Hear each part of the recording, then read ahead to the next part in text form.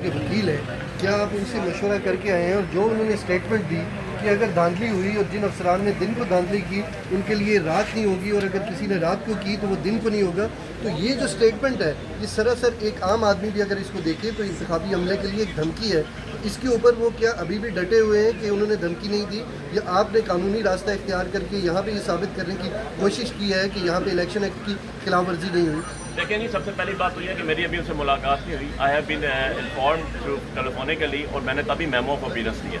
Proper وکالت نامہ will be submitted on next date of hearing, جو بھی آئے گی اس پہ ان کے ساتھ پوری ڈسکشن بھی ہوگی. لیکن as a student of law میں ایک چیز بتاؤں آپ کو، اگر انہوں نے کہا کہ اگر کوئی دھاندلی کرے گا، اگر کوئی غیر قانونی کام کرے گا تو اس کو سزا ملے گی. تو ایفیشنسی اینڈ ڈسپلن رولز بنے ہوئے ہیں بھائی، نوکری سے بھی جائے گا اور سزا بھی ہوگی. اور آپ کا پریورٹی یہ ہے، آپ کی پریورٹی کانسٹیٹیوشن کی یہ ہے کہ fair free and transparent election. جو fair free and transparent election نہیں کرے گا تو کیا اس کو آپ میڈل بنائیں گے؟ ایک جنرل کوشچن ہے، اس کو آپ میڈل بنائیں گے، اس کو ہار بنائیں گے؟ نہیں. اس کے خلاف ایکشنز ہی ہوتے ہیں نا.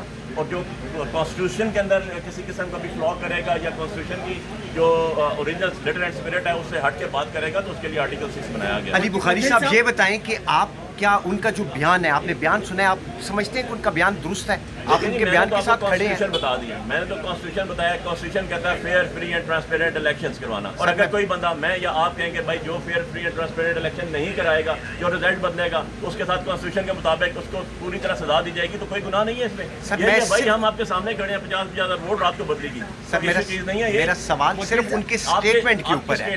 اب دیکھنا یہ ہے کہ ان کی جو اسٹیٹمنٹ آئی ہے، جو کہ میڈیا میں چلی ہے، اور جو ای سی پی نے ابھی ہمیں تو کانٹیکٹ دیے ہی کوئی نہیں نا اس کے. وہ تو کاپیز ہمیں پرووائڈ کریں گے تو ہم اس کے اوپر ایڈریس کر سکیں گے کہ جی انہوں نے یہ کیا لکھا ہے یا کیا کہا ہے، کون سی صحیح کہی ہے، کون سی نہیں ہے، اپنے پاس سے لگا دی ہے یا واقعی کہی ہوئی ہے. یہ چیزیں تو تب آئیں گی جب آن ریکارڈ آن پیپر ہمیں دیں گے. وہ جو آج انہوں نے نہیں دیے، انہوں نے کہا جی ہم آپ کو پرووائڈ کریں گے.